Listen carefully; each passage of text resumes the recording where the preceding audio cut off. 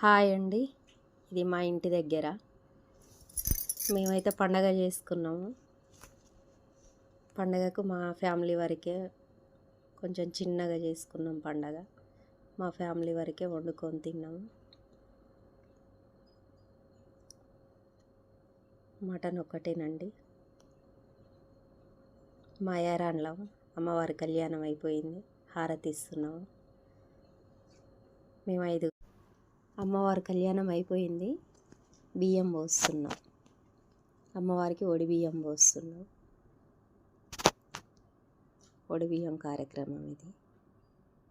ఇంకా మేమంతా ఒక్క కాన్నే 5 మేరాన్లో 5 బావల మధ్యలో అందరం కలుపుకొని చేస్తాం ఉమ్మడిగా.